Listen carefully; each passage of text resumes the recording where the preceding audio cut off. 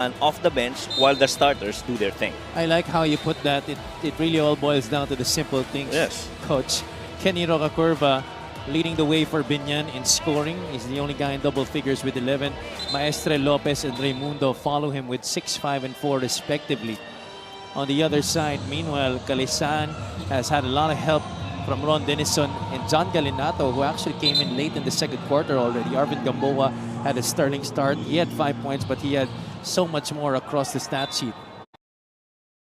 Oh, pretty much very capable of filling in the spots that other guys will not be available for the game. Third quarter now underway between Binyan and San Juan. Happy to have you with us. Javi Palanya joined by Coach Mike Perez and Miss Mika Bisamis. Bonifacio going to work right away. Fall away jumper no good. He's joined by Raimundo, Rocacurva, Gimpayan, and Maestre. San Juan has Culyar, Wamar, Ramos, Nico Panganiban, and Mike Calisan, the two-time defending three-point champion, could not hit from downtown. Raimundo kicks it out to Rocacurva. Passes it off to Pamboy. Raimundo for 3. Sang susubok sa ang nakashoot.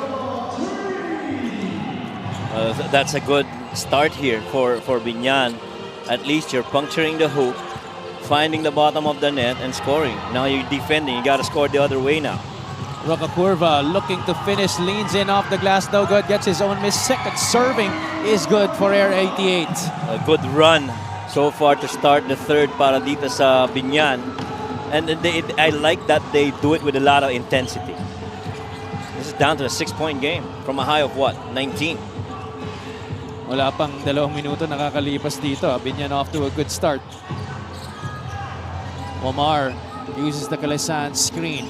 Omar gets Rocacurva on his feet. Stolen by Raimundo. Kenny, the sidestep and the beauty by Kenny Rocacurva. Oh, this is an expected timeout right here. Basket timeout. You're getting these guys getting on a run, and you have to respond. 7-0 run here by Binyan. This is our fast break of the game, brought to you by Extreme Cool Air Conditioners and Extreme Magpalamig. Free installation for split type air conditioners. Somebody's got to put an air cone on Kenny Rocacurva. He is hot to start the third. This is just a 4-point lead for the Knights.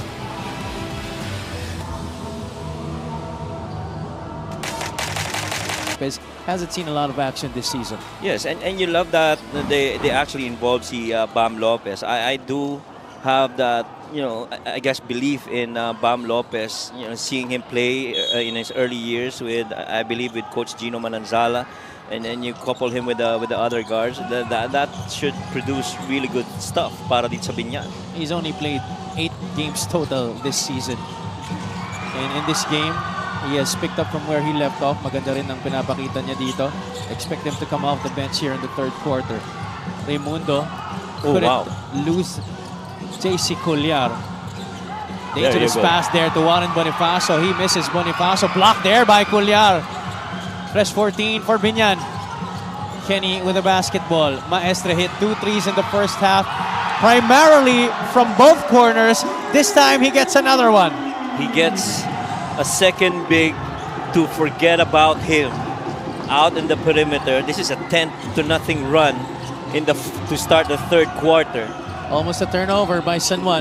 Culyar attacks the middle, gives it up. Ramos, medyo nakuyog dun ng depensa. Omar has 7 to work with on their shot clock. Culyar will launch and fire. JC Culyar silences the run of Binyan. And the very first field goal so far this quarter for the San Juan Knights. The important thing is they were able to get an answer back on that 10-point run by the Knights. 46-42. 3 minutes pa lang ang nakakalipas dito sa ating third quarter. But very action-filled itong mga kaganapan. It took a ball reversal to the weak side of the floor in a catch-and-shoot situation to lead up to the very first field goal of the San Juan Knights, courtesy of JC Culyar, who I just want to say did a couple of really good defensive, interruptions in the previous play para dito sa San Juan Knights. Maestre misses. Gimpayan could not follow it up. Raimundo straight away. 3. That is down para kay Pamboy Raimundo. Playing with a lot of confidence now. They understand, hey, we got these guys figured out. Pack the paint and stay active defensively. They move a lot on their feet right now. 5 out of 10 from the outside for Binyan. I think that's 6 already for the Takjel sa laro na to. Orlan Mamar answering with a shot of his own on the other side. Quickly now into their front court. Raimundo testing the defense of Orlan. No good on the baby hook. That's Mike Calisan pulling down the board for the Knights. Omar to the corner. Panganiban. No hesitation. Each team having their own run here to start the fourth quarter. And then the Knights refusing to just allow this straight run by Binyan. This is more the playoff type atmosphere of basketball we've been expecting from both of these teams. Look at that battle underneath. It took a while before they actually called that foul. Well, you don't understand they're allowing them to play to make it, get that compete side of these guys. Omar turning the corner there and hitting it off the glass. And then setting up Nico Panganiban on the ensuing play. A couple of really good decisions right there. Drive that side of the floor, give it up over to the guy holding the corner 3. And then on a dribble handoff exchange, you generate that big man to come off the pinch post and you work it from there. Maestre comes off of the staggered. Bonifacio still wants it. Instead, he'll set a screen. He pops. Good pass. Curva on the right side. Fakes out Hugnatan. Goes strong. Left it short. San Juan tatakbo dito. Calisan is ahead. Tinignan pa yung depensa. Calisan for 2. You gotta forget about that.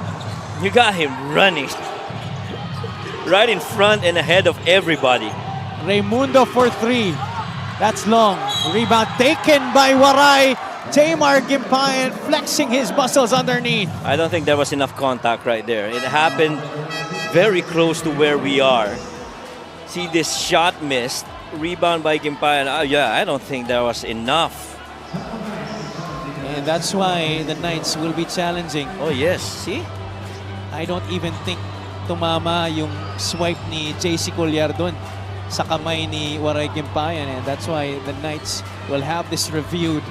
53-47. We'll be back after this coach's challenge.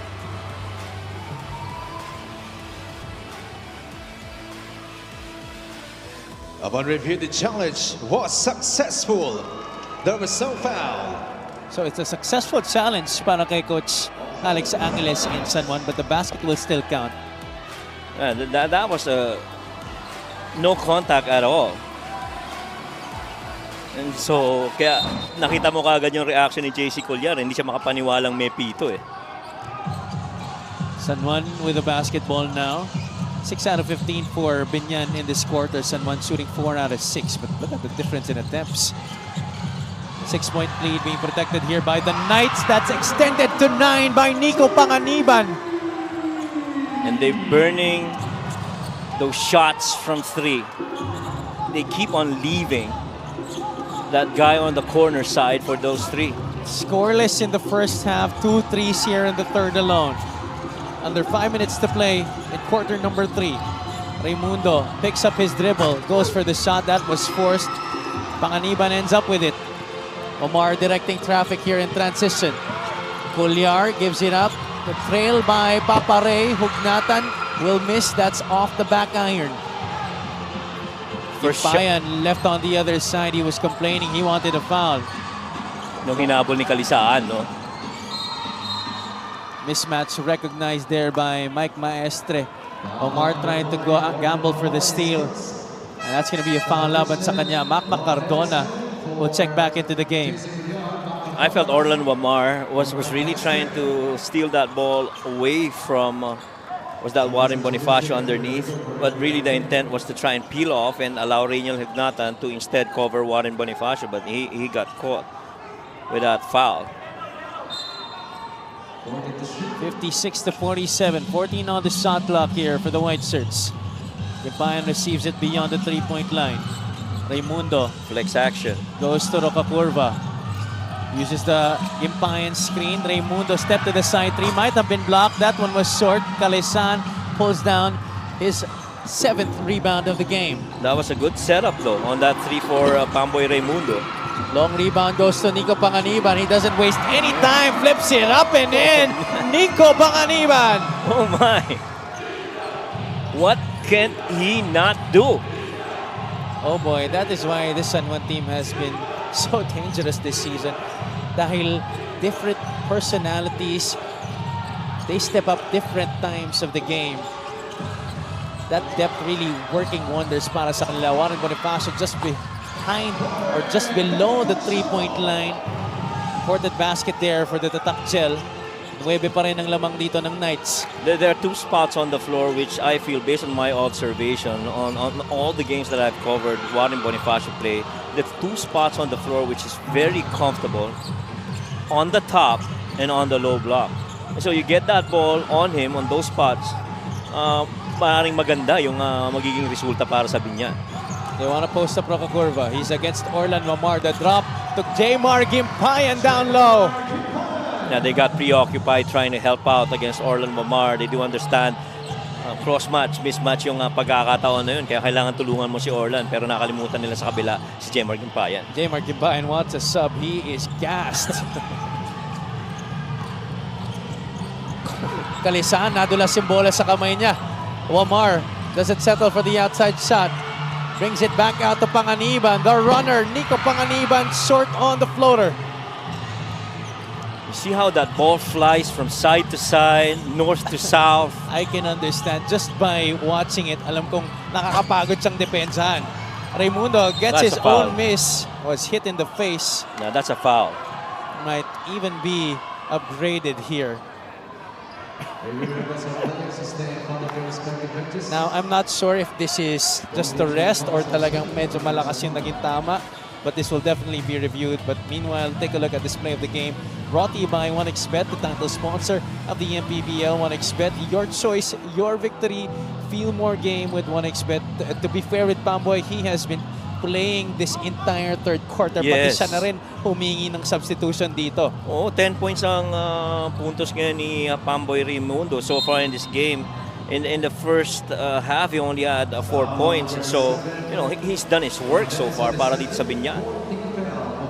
There was that swipe by Ron Denison that hit Pamboy Raimundo in the face. Hindi naman intentional na yun yung inaano ni Ron Denison, at least from our review. It was a play for the ball. Play for the Kaya ball. di siguro in-upgrade. Let's go courtside to Miss Mika Besamis. Let me check on Pamboy Raimundo later on. But you know what I like about Boss Monching Talisayon? He is really one of the most supportive bosses I have ever seen here in the league.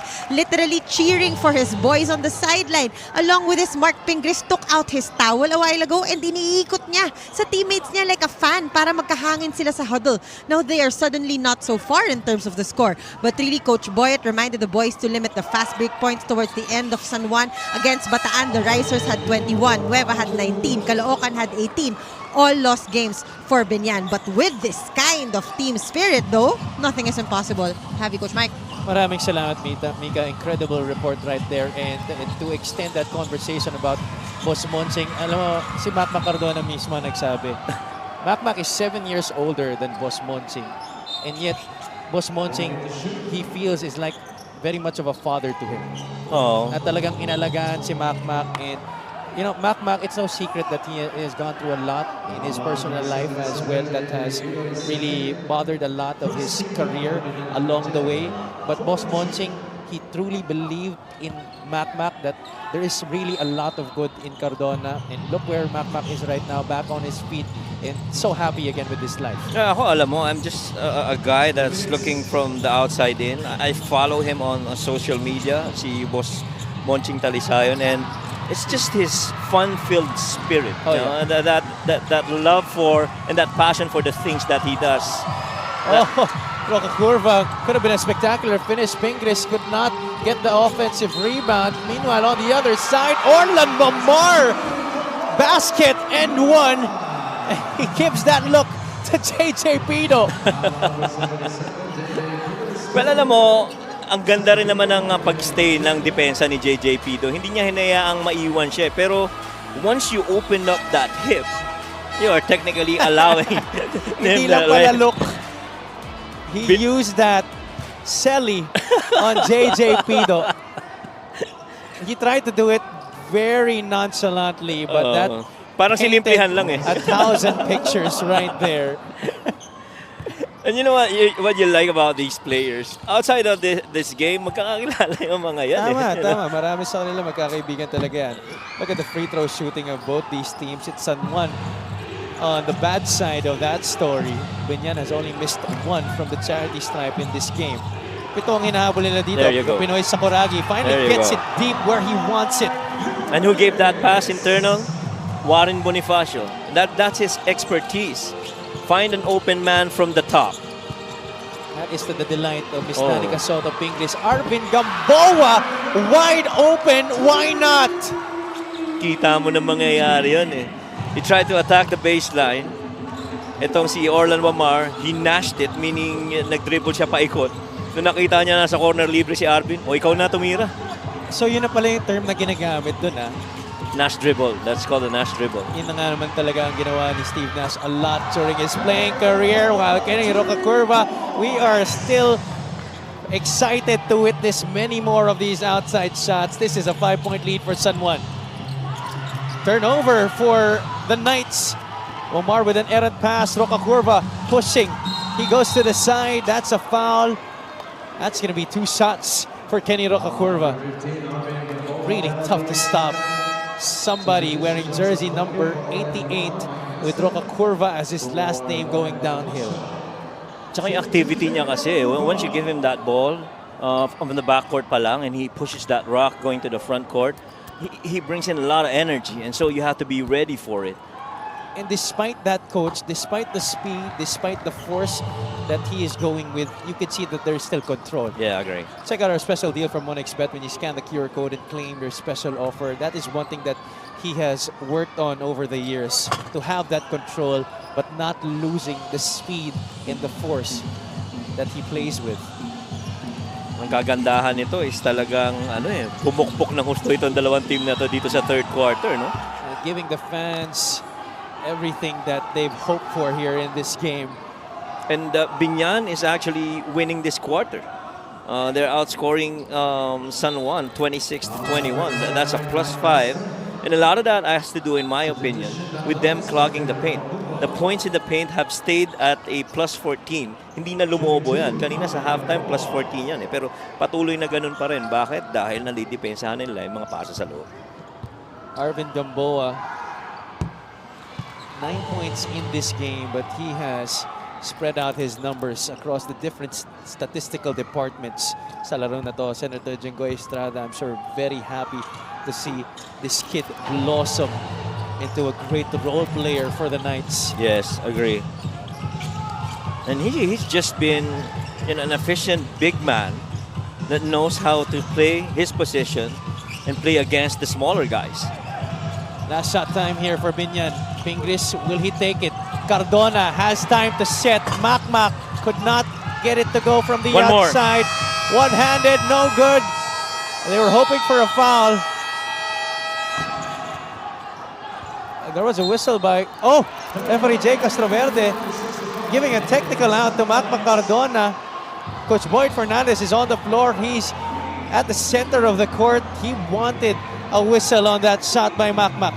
That thing happened too quick. We didn't see if there was indeed contact, but it sure looked like somebody was trying to challenge that shot by Makmak Cardona. But boy, this was a good third quarter for both these teams. And might I say, good look para kay Makmak Cardona rin doon sa dalawang tira na yun. He hasn't scored in this game, but he's had some good looks. Medyo linuluwa nga lang talaga. Meanwhile, tingnan muna natin ang ating highlights of the game brought to you by Sip Plus, the official hydration partner of the MPBL. Elevate your hydration. This third quarter has been highly entertaining, Coach. Well, one thing that has really improved, aside from the interior defense of the Binyan team, it's really the three-point shooting. Pero it's a +4 3-point shooting in the third quarter para dito sa Binyan. Pero pumuntos rin sa 3 points itong San Juan Knights. The beautiful part of what Binyan has done is that they've limited points in the paints and hindi na lumobo yan. Kaya ito ang pagkakataon para sa Binyan na bumalik. They're down only by 6. throw, Arvin Gamboa. So there you go. A technical foul was whistled before the end of the third quarter on Mac Cardona for unsportsmanlike behavior. His shot, he missed 2 straight shots actually at the end of the third quarter. This was the shot he thought he was fouled in. There was a lot of As he was contact going on the down, body. right? Yeah. As he was going down. That's what he's trying to contest. And right away, he went up. Referee Jay Castroverde didn't want to have any of it. 66-59. Cardona will stay on the floor here. He will be joined by Bam Lopez, Mike Maestre, JJ Pido, and the Pinoy Sakuragi, Mark Pingris. San Juan has Alforque, Beloria, Gamboa, Denison, and Papare Reynel Hugnatan. Denison could not hit from the outside. Now, if you're Binyan, you're in a good spot. You're down only 6 after being down by as much as 19. And you're making it difficult for them to create anything. Mac for 3. Oh, Cardona continues to miss. But they really wanted that first play for him. That's right. You could see everybody from the bench really calling him to receive the basketball. Gamboa, mano-a-mano against Captain Hook. Rebound taken there by Mike Maestre. 66-59. Score off of here and bring it down to 4. Maestre left all alone. One fake to get Alforque up in the air. And that's 2 points more for Binyan. The Maestro's been pretty much the silent operator para dito sa Binyan Tatak Gel. He has one of the best field goal shooting so far para dito sa Binyan. Shooting at half of his shots going in. And he has helped keep Binyan afloat in the most trying times of this ball game. Cardona sets for 3 anew. This time he knocks it down. Captain Hook for 3. You can't put somebody down, especially if he intentionally wants to knock down the shot. You see that good spirit coming out of Sir Monching Talisayan. Talaga nga namang todo suporta para dito kay Mac Cardona. Oo naman. 66-64. Alforque trying to get loose of the defense of Lopez. Puts it up. No good. That shot was way off the mark. Pingris collars down another rebound. Well, if this fourth quarter was the start, and this is a poised game. Oh, they're really looking to Mac here. Yes. Again, and they want to variate the point of attack. Now they want him posted up against Cranial Veloria. Size advantage, pretty much. And despite the many misses in Oh, this yeah. game, There you he go. knocks it down. Boss Monching Talisayan, Boss Ruel Condo, Jonathan Gray, KG Canaleta, all of them having a good time on that sideline after that Cardona 3-point shot. And you have to love how Bam Lopez actually slowed down to allow Mac Cardona to set that shot very well. Pido barely using that screen set by Maestre. That pass too high for Lopez. I felt ang aga nung alis ni JJ dun sa screen. No? Parating pa lang, was it Mike Maestre who was giving that screen? Parating pa lang, umalis na siya. So, it's very important the timing of your screen because it really just gives that trigger for the other guys to start moving. And Mac Cardona now gets the bench. And he's been an energizer so far para dito sa Binyan. Which is what Binyan has needed in this game. Exactly. And this is just, what, a 2-point game. More than 2 minutes just gone by here in the fourth quarter, Coach. Ang dami nangyari. Aldich Ramos near the elbow, no good. Ramos has not been able to continue on his good start sa laro na to. Bam has been a good alternative point guard in lieu of Pamboy Raimundo. But ang maganda sa kanya, Coach, you don't know what to expect from him. Yes. And Lopez has proven to be a willing orchestrator, but at the same time, not afraid to try and get shots of his own. But that time, though, he turns it over. Well, only because everybody just compacted that paint and there was really nowhere else to go. He had no one on the corner to try and release that pressure. Backdoor, not an option there para kay Nico Panganiban. Breaks free of the defense of Ryan Sewal. Gets his own miss. Kicks it out. Galinato from the corner. Yes, sir! All of the previous shots of the San Juan Knights, in my opinion, have been out of the character. That was the first shot that truly looked like a San Juan Knight shot. 69-64. Pido still has it. Pingris with the screen. They repeat this setup. Pido this time takes it to the hole. They called for that zipper play, which was really a side ball screen with everybody out, and just allowed Pido to make that decision. Galinato attacks, blocked there by the Pinoy Sakuragi. Lopez in transition. Ramos is in front of him. He'll pull it out. Ramos still continues to be in front. Instead, they go to Ping. Mark double teamed here. Goes baseline. That's a travel on Mark Pingris.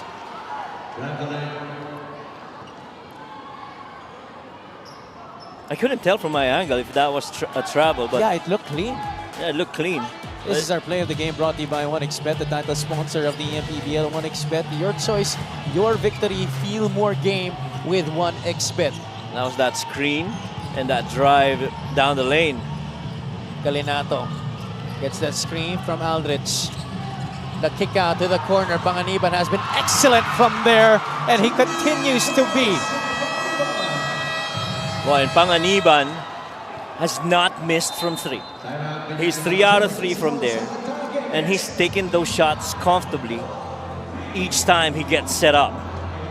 He has hit most of his shots from this side of the floor. Scoreless in the first half, 11 here in the last 2 quarters. The lead back up to 6 for the Knights. Binyan right now, but they were able to bring it down to, 2 points? But once those shots started falling from the outside, it became a challenge on the internal defense of Binyan. A 3-point shot was downgraded to a 2-pointer. That's why the score All right. is at 71-66 right now. That's our official count. Under 6 minutes still to play in this game. Pido, Maestre, Bonifacio, Sual, and Lopez, the 5 on the floor for the guys in white. Sual off the elevator. Ooh. Puts the ball on the deck. Ryan Sual Oh, man. needed to make an emergency pass. Nobody was able to receive. I felt he already had that shot. Ang laki nung nasa harap niya eh. Womar fading to the right. Nope. Calisan pulls down an offensive rebound. Womar, I'm not sure who he was trying to go to there. Binyan on the run. Lopez, runner. Nope. Maestre, offensive rebound. Put back is good, plus the foul. Well, Bam Lopez wanted to be the one to finish that because he practically had no one on him. He was the least guarded guy, but he did have pressure release on the corner with Ryan Sual, but he went to it. But Mike Maestre stayed active with that offensive rebound, and they're getting a 3-point play opportunity the old-fashioned way. And he continues to be that beacon of hope that springs when Binyan suddenly sees themselves on the opposite side of a scoring run by the Knights. At saka they're building on what the momentum that they started in the third quarter, where they outscored them by 5 points, 27 versus 22, and that clearly is that thinking right now for the Binyan. Defend the paint and then hope that they don't make the shots from the outside. The Knights ahead by a basket. Panganiban has a speed advantage here against JUAN and Bonifacio. Panganiban takes it to the rack. Nico Panganiban, his shots, his makes, and his looks have weathered the storm para sa San Juan Knights. And how impressive it is it rather to have a player that's practically been rather passive in the first 2 quarters, only to turn up the switch in the last 2 quarters. Oo, totoo ka dyan.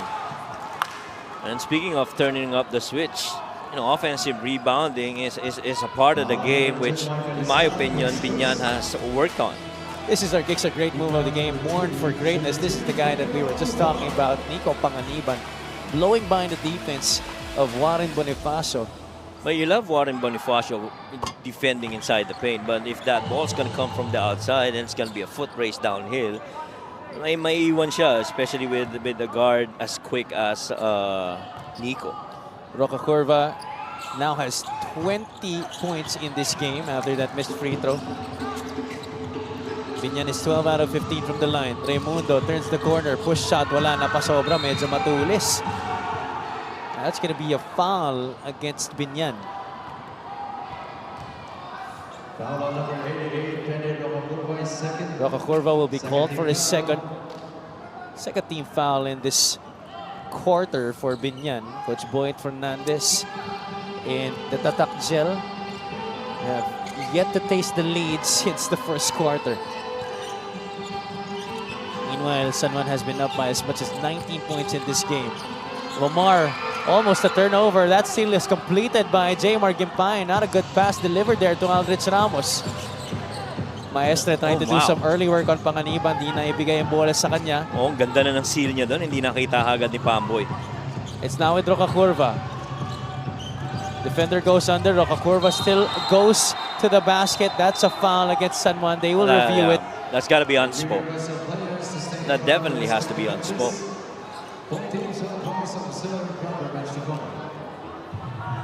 Take a look at what happened here. Driving down the lane against Aldrich. Aldrich got, pressure to defend. Pero yun, nakita mo yung wrap around. Yeah, a little bit of a takedown as well. It could be under excessive and hard. Yeah, that is going to be an unsportsmanlike foul, no doubt about it. I don't think you could argue that it should have been otherwise. Yes. And how about the adjustments that Coach Boyd Fernandez has really worked on? Isa nga yun sa mga highlights ng game natin na ito. And the coaching, the chess match between two team fouls at this point. Check out our special deal from 1xBet when you scan the QR code and claim your special offer. Ooh, Kenny Rocakurva missing on that first free throw, but he has one more here. And ball possession will go back to Binyan. Was Monching Talisayan and the rest of the Binyan Tatakjel community right there on the sideline, enjoying this game together with all of us here. This has been a highly entertaining, action-packed ball game between these two squads. And again, you really got to give props to Coach Boyd Fernandez for the adjustments that he's made. No doubt about it. He has won on every level except here in the MPBL, chasing that first championship dito sa Liga ng Bawat Pilipino. Pamboy Raimundo goes inside. Maestre, calm, composed, once again finishing on that reverse. Remember the first half when they were fronting Mike Calisaan? Now shoes on the other foot. They are now the ones fronting against Mike Maestre. In the common ground, both guys happen to be named Mike. Tama ka dyan. That's a great observation. I did not even notice that. Omar goes inside off the glass ni Loa. They get it back. Omar. Nice fake. Blow by. Ramos offensive rebound. Aldrich Ramos gets the basket plus the foul. Yun yung kailangan talagang trabahuin nila eh. Once na tumira sa labas, then you have to be, very aware that it's going to be a long rebound. And so guys got out position. Warren tried to chase for it, but Aldrich got that space and enough for him to finish despite the contact. And he breaks the short deadlock. Now San Juan back in the lead by 3. 3 minutes and change remaining in this game. Senator Jinggoy Estrada keeping that stoic look on his face on that San Juan sideline. This game is far from over, and his team is definitely not out of the woods. Gimpayan back in the ball game. Sets the screen for Pamboy Raimundo. Too strong on the 3. Ball is tapped around. It ends up with Nico Panganiban. Boy, that almost went the way of Binyan. Warren Bonifacio and Gimpayan really battling for that board. Or rather, that was Warren Bonifacio earlier in Gimpayan. Nico Panganiban has been the star of the show for the Knights here in the second half. From the way it looks, if you observe, the last 3 baskets have been attacking the defense of Warren Bonifacio. If you see Warren right in front of you, you're going to be the point of attack. Rocakurva gives it up to Raimundo. Omar keeping in step with him. Bonifacio fakes the handoff. Warren, the bounce pass picked up by San Juan. The Knights, they go to Galinato. Omar gets the pass to John, and that's a score. The deuce for John Galinato. The Knights with a personal run of their own. Well, amidst this pace, they really have stayed in control. Started with interior defense. They got that deflection. It was off to the races, and Galinato with a gracious left-hand finish. At fast break of the game is brought to you by Extreme Cool Air Conditioners. Ang Extreme Magpalamig, free installation for split-type air conditioners. These nights are hot. They're on a blistering 7-0 run after things were all tied up at 73. 2 minutes remaining in this game. Kapit po mga kaliga.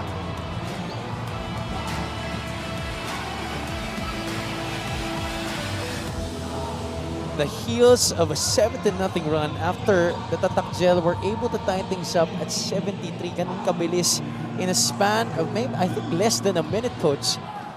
You just saw Operations Chief Emerson Areta and Security Head Rudy Distrito. I'm sure Commissioner Kenneth Duremdes is also watching this game.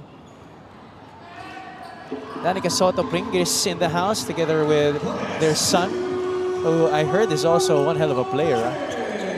Last 2 minutes here between the Knights and the Tatakjel. Warren Bonifacio against Aldrich Ramos. He stripped. The Knights complete the steal. Now that paint was clogged. Daming tao sa loob. Didn't have that good space for Warren to operate on. They anticipated that they would go to Bonifacio. Panganiban going downhill once again. This time it's no good. That's gonna be off. I'm not really sure who.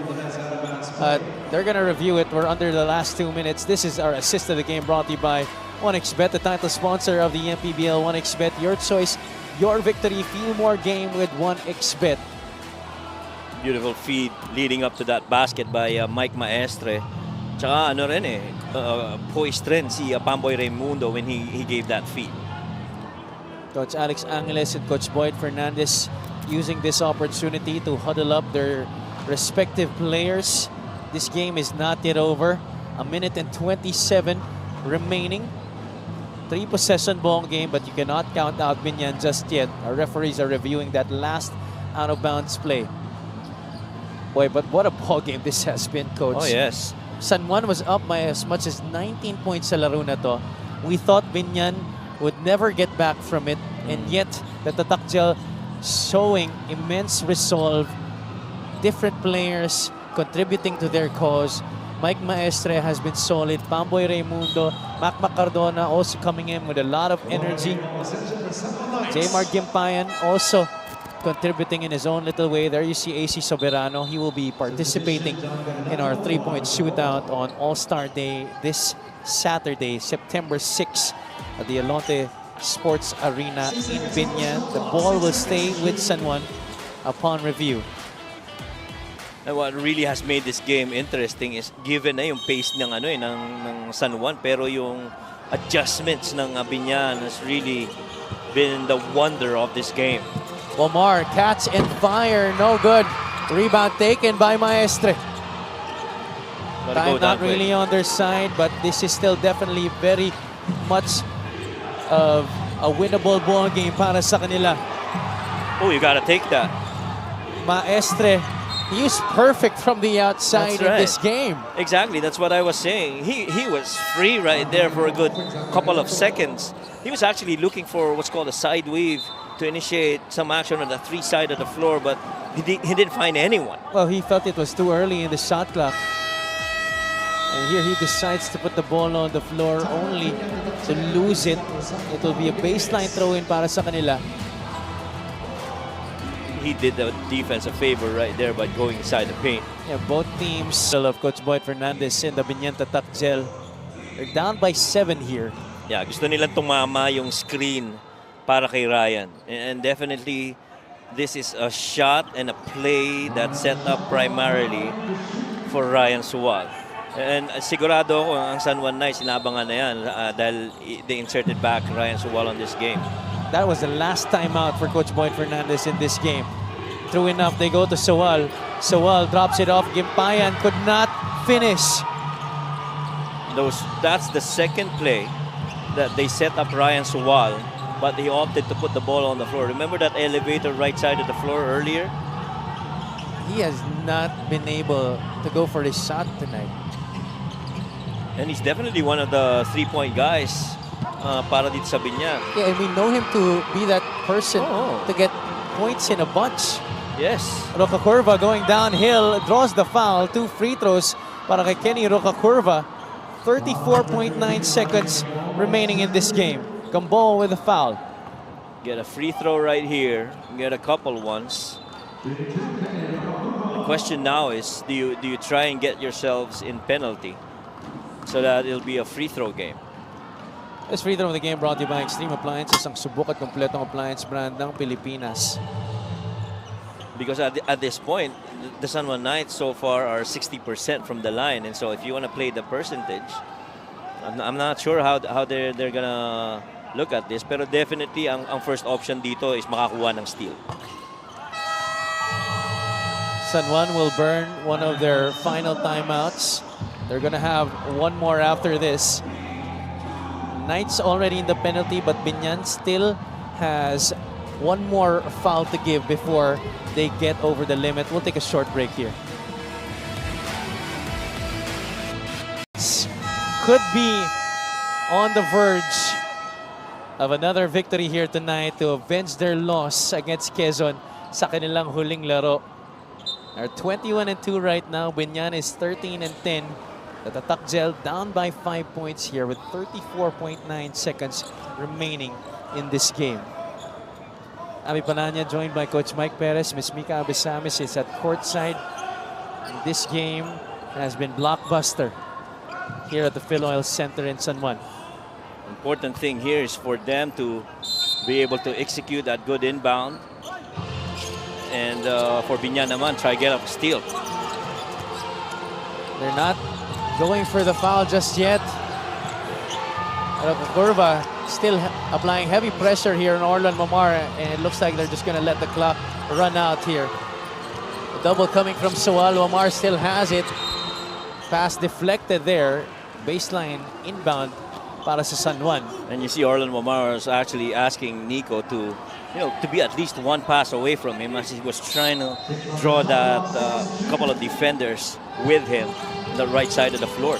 6 on the shot clock. Panganiban goes up. He's fouled. And that's going to be 2 shots para kay Nico Panganiban. And definitely Nico Panganiban has answered the call of Coach Alex Angeles to knock down shots when necessary. When it counted the most. With the game on the line, Binyan was a free throw there, missed. The usual reactions from Coach Sen Jinggoy. San Juan is now 9 out of 16 from the free throw line.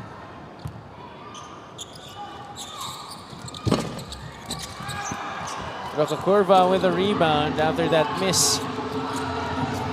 They get it across, almost a backing violation. So while still pressured here, they force the turnover, and that's going to do it. The Knights will walk away with win number 22 against the Binyan Takjel. And this is a win that I'm sure the San Juan Knights... In a battle between both teams that had incredible depth, San Juan landing on top here. And our best player of the game is Nico Panganiban. He had lots of great contributors in this matchup, Coach. But Nico Panganiban hit those shots when it mattered the most. He actually didn't score any points in the first half. He was 0 out of 1 from the field. And he made 6 out of 10 to close out this game. 14 points, 2 out of 2 from the line, 2 out of 2 from 3. And then he had 6 rebounds, a couple of assists, and just an overall brilliant contribution from this